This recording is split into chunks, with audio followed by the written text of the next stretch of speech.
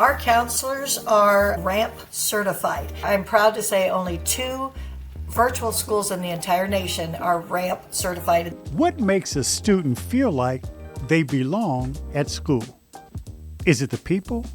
The rhythm of the day? Is it knowing someone will notice if they're having a hard time? That's not always easy to build, even in person. But Kris Stewart is doing it virtually. She leads Ohio Virtual Academy, the largest high school in the state of Ohio, where students log in from across the whole state and still find connection, consistency, and care. In a time when student mental health is a rising concern, she's building a school that shows up for the whole child. So how does that actually work, and what can the rest of us learn from Kris? This is what I want to know.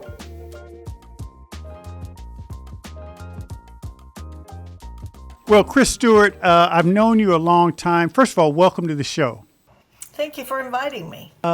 You're a legendary leader in Ohio.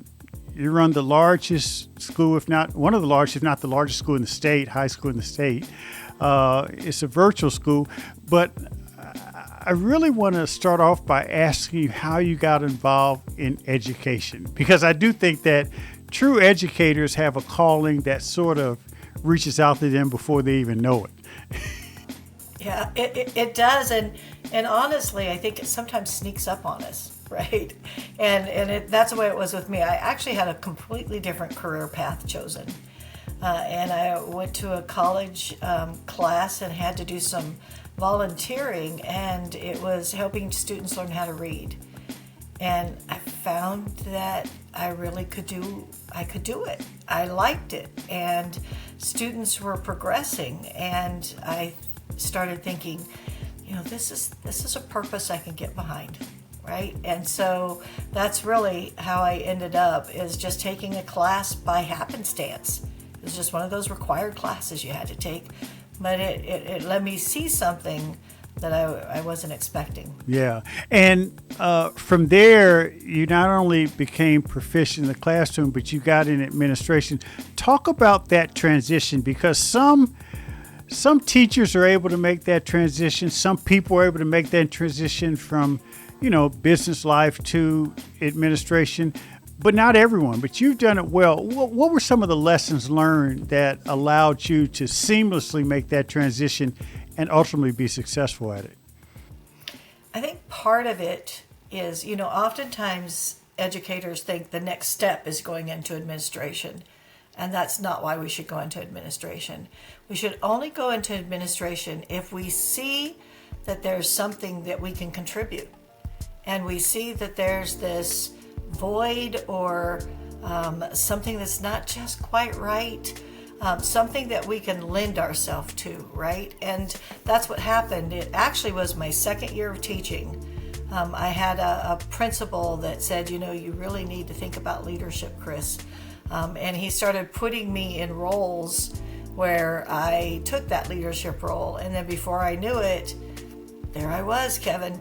I was an administrator, whether I thought I was going to ever be or not, because I loved the classroom. Oh my goodness, I loved the classroom. And I never thought I'd leave. But I love administration now too. So. Yeah. So talk a little bit about the Ohio Virtual Academy and what you're doing there. As I said, it's a super large school. How many students in your school? We serve about 16 to 17,000. 16 to 17,000. And talk about the school and its mission, because you're doing a lot of unique work. And because of the size of the school, you can't do it all. You have to have a staff that's tight. So talk a little bit about how you're able to keep that school running the way it is. And thank you. And this is my favorite subject to talk about. So this will be easy. I actually do spend a lot of time on leadership growth and picking out the right people to be there, right? Because you all have to have a shared mission. It doesn't have to be the exact same mission, but it needs to be shared. And at OHVA, Ohio Virtual Academy, our shared mission is providing students hope for the future.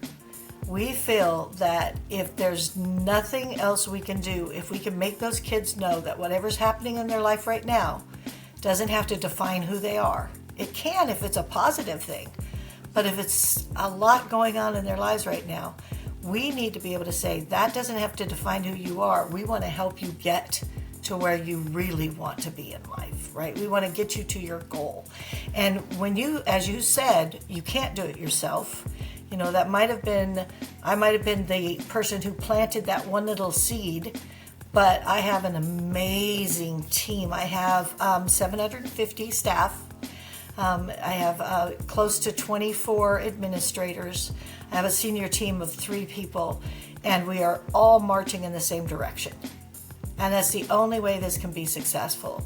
And I am proud every day of the things that we do for students, every day. Let me jump in for a quick moment. For a lot of students, the traditional model just isn't the right fit. That's why more than 3 million families have chosen K-12 powered schools offering flexible, tuition-free learning options with certified teachers and a personalized approach that meets learners where they are.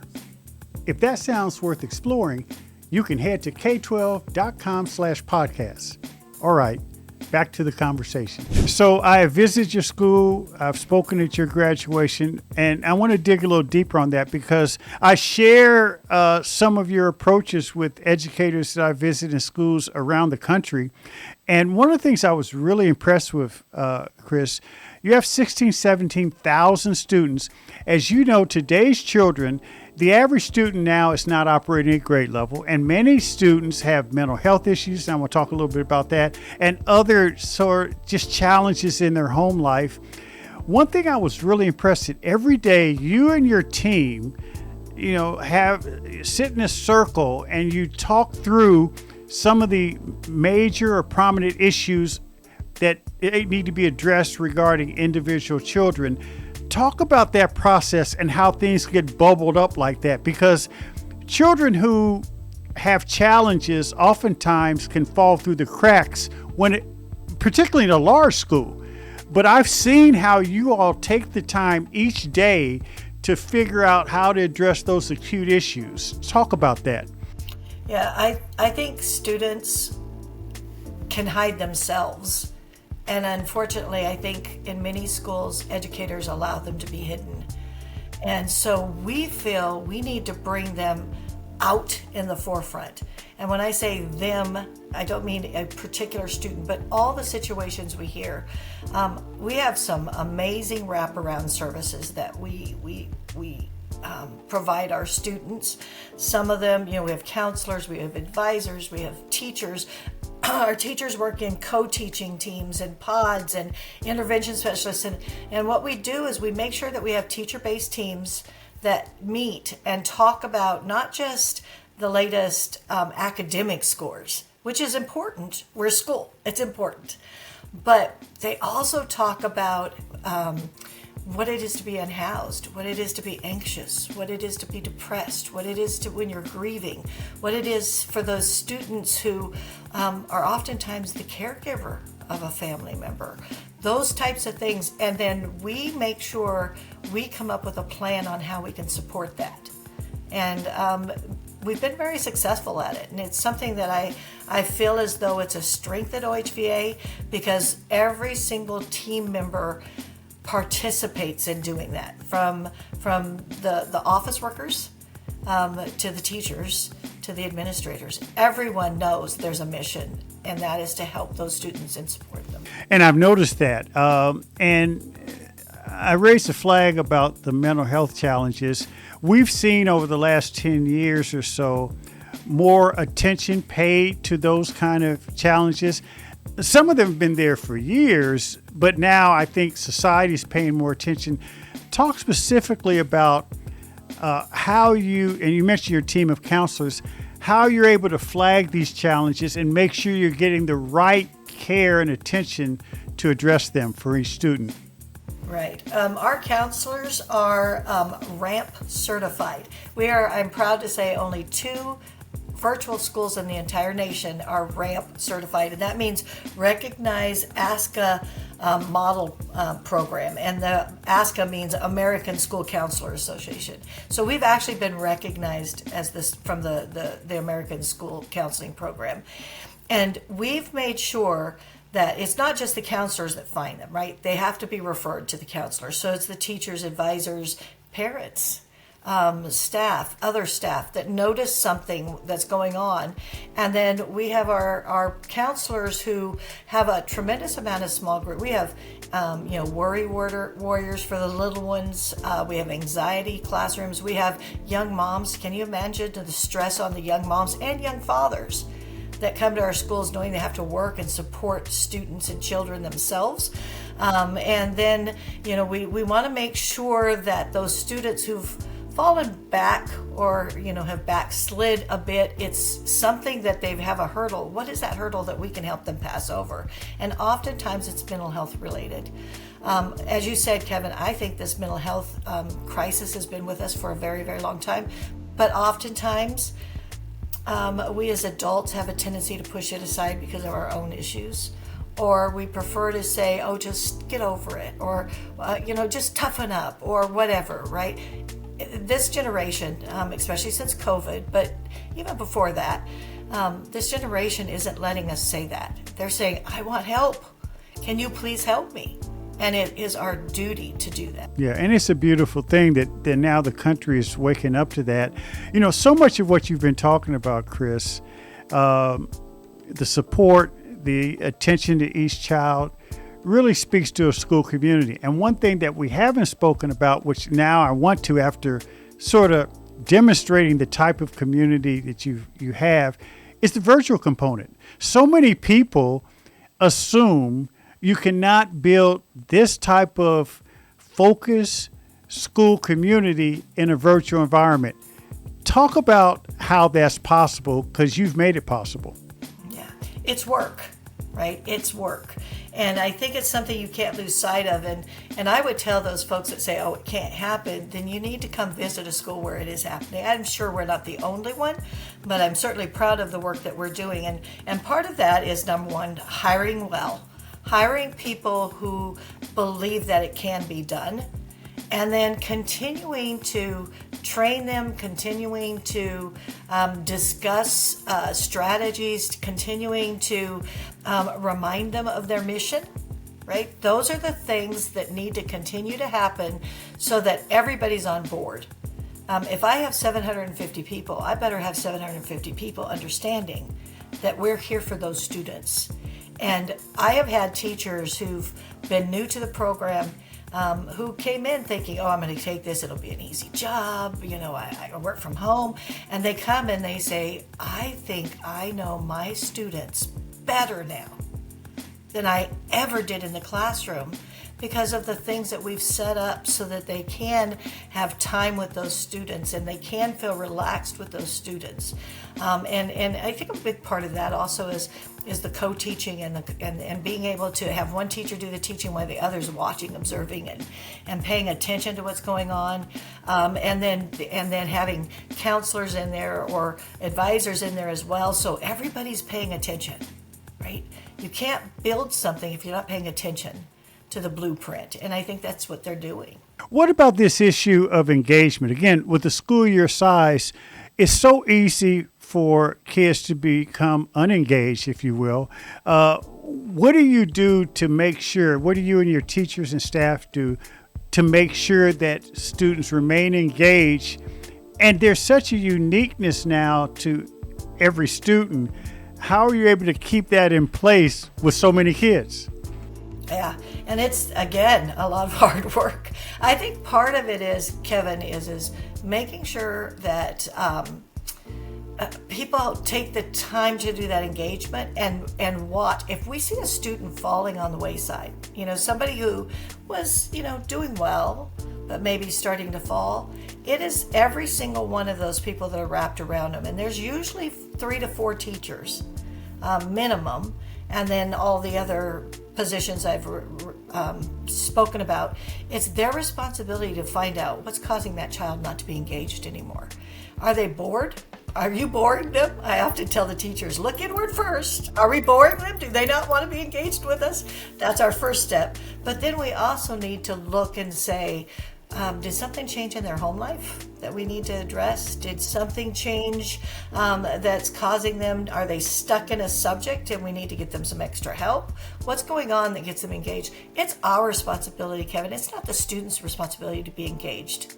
I know that's kind of not what people want to hear, but it's the adult's responsibility to find out why they're not engaged and then to do what we can to overcome that barrier.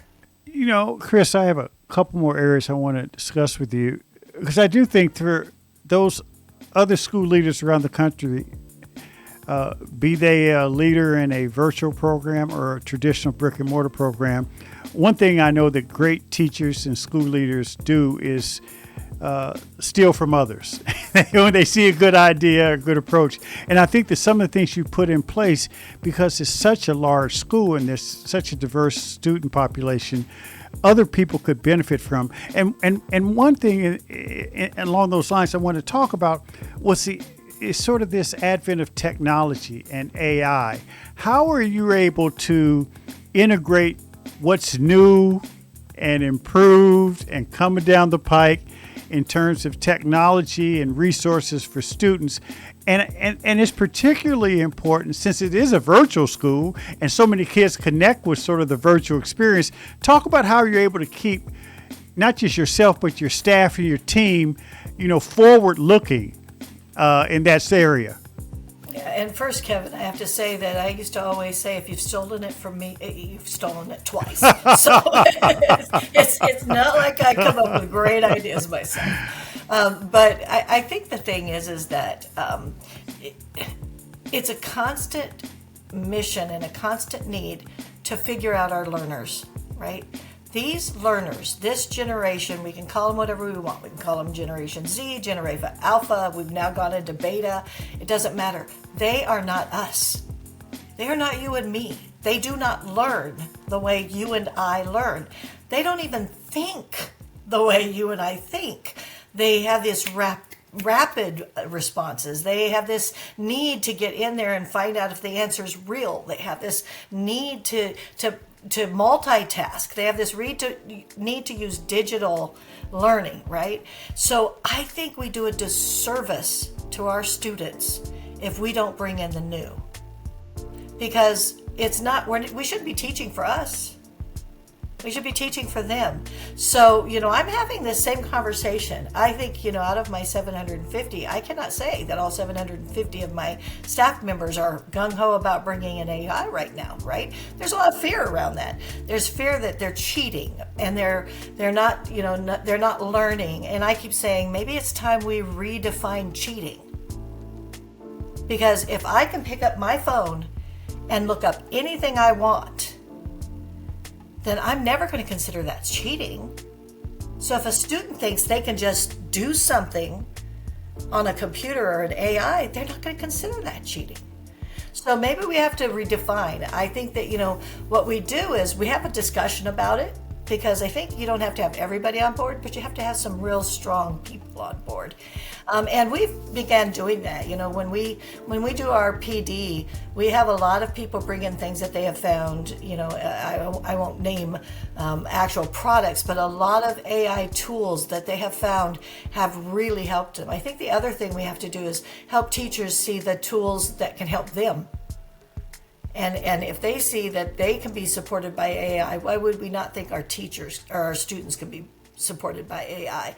The same thing with a lot of the, gaming or the newer types of ways of learning. We have to understand it may not be how we want to learn or can learn, but we're not doing this for us. We're doing it for the students. And so that's the discussion we start with. Is will this benefit our students if we bring it into the school? Along those lines, what's interesting, Kris, is that studies have now shown that Minecraft is one of the best teaching tools for young kids to learn and get engaged in their learning journey. And I will humbly say that for those who feel that AI is cheating, you raise a good point. But the other point is this. This is where critical thinking comes in. Once you get the information, what do you make of it? What do you do with it? What does it mean? And I think that more and more of America's classrooms are going to be engaged in those kind of discussions, which really helps shape how we solve problems going forward. And I don't know, because you know it better than me, but I think that's a big part of it as well. I agree 100%, because I think that we have to teach students to be critical thinkers. And if I pull out something from AI and I read it and it just doesn't sound right, because it's not always right? If it doesn't sound right, I better do my research on other things and find out what's right or wrong about that. And it's critical thinking. And I think that's where AI literacy comes in. I think we have to teach students how to think about what they're pulling and what they're doing on AI. I think AI has to be a tool. It cannot be anything else but a tool. And we have to present it that way. So I also want to ask you about career pathway, CTE, because as you know, more and more young people today are aided in their learning journey by being introduced to career pathways. Many students now are graduating with AA or certificates or 2 years of college credits or certifications where they can immediately go into a job, they can further their education, or they can get well-paying jobs because of certifications. As I understand it, your school is a Purple Star certified CTE pathway school, isn't that right? Well, our purple star is for our military families, but yeah, we are a CTE school. And honestly, I was just having discussions today around our data with our CTE, and we're really starting to see our program grow, because I think that kids are deciding, and I know this is really angst for a lot of people, but kids are deciding, will I get out of college enough for what I'm going to pay for it? Now, I need people to understand, because I believe this firmly, CTE does not mean no college, right? We actually looked today at our graduates that just graduated out of our program, and we had close to 100 kids that graduated this year that were also CTE. And some of them, because they were in marketing or they were in, some sort of TI or IT computerized program, they're going on to college.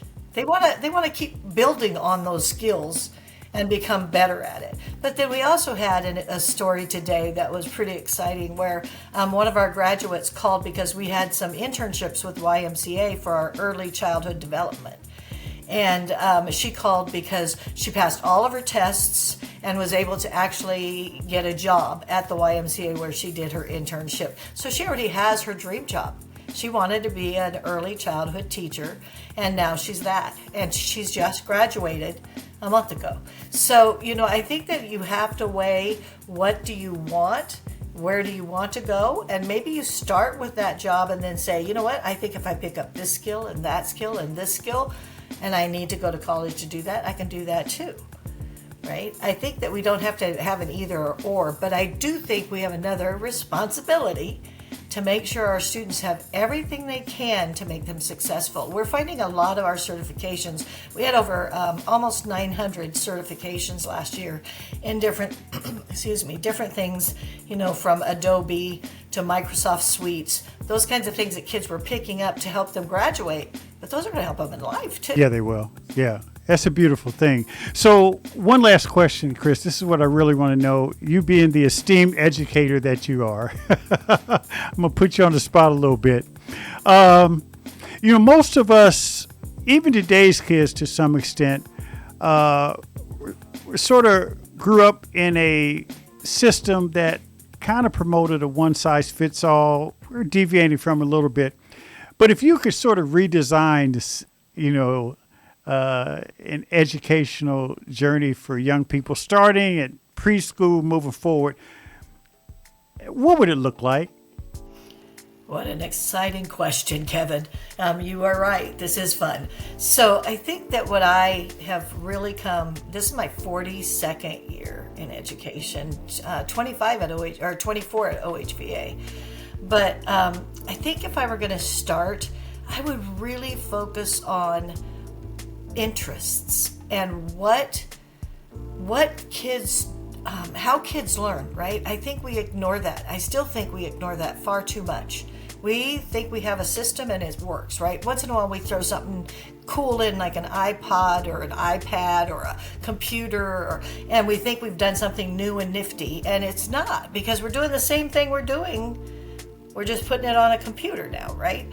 So what we need to do is let those students figure out how they learn. So I would love to start that in the pre-K all the way through high school. Let students, if they can work, there are kids who could just pick it up and do it, right? We know there are kids who could just have an AI tutor and say, I don't get this, and have the AI tutor help them. Or they might be able to say, I think I understand this, but I learned better from another student, so I think I'm going to join a study group. Or I don't get this, but the kids aren't helping me, so I've got to go over here to this teacher. It doesn't have to be the teacher I see every day. It can be a tutor. I just need some help. They need to be able to figure that out, first of all. And then I think, in my opinion, they need to get that content. We all know you have to read. You have to have math. You have to have some science skills. You have to have some social studies skills. We get that, right? We understand that. But that doesn't have to be 6 hours of discussion every day, right? That can be something I get it as I get it, right? But then I'm going to take my passion. I mean, don't you learn best when you're passionate about it? We just found that out. We were just talking about that. We have the highest passing score we've ever had. And part of it is that students are getting into what they really like. These pathways, right? I'm not learning this from something else. I'm learning it from something I'm passionate about. Let's let students do that.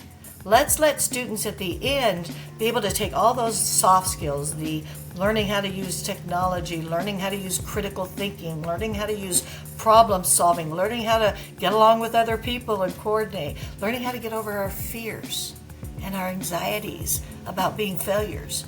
Yes, we may fail, but then we just figure out how to fix it again and we go on with it, right?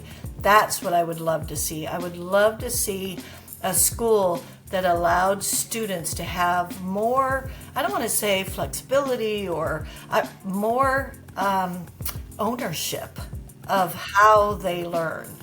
Because I think that this generation, that's what they need. They need to own their own type of learning. Boy, Kris, if they only would listen to us, right? Yeah, I know. We're the ones with the gray hair. Kris Stewart, look, I appreciate what you do, and I really am grateful you joined us. Thank you for appearing on What I Want to Know. Thank you. I appreciate the invitation and being able to share with you, Kevin. Thanks for listening to What I Want to Know. Be sure to follow and subscribe to the show on Apple Podcasts, Spotify, or your favorite podcast app, so you can explore other episodes and dive into our discussions on the future of education. And write a review of the show. I also encourage you to join the conversation and let me know what you want to know using hashtag WIWTK on social media. That's hashtag WIWTK. For more information on Stride and online education, visit stridelearning.com. I'm your host, Kevin P. Chavous. Thank you for joining What I Want to Know.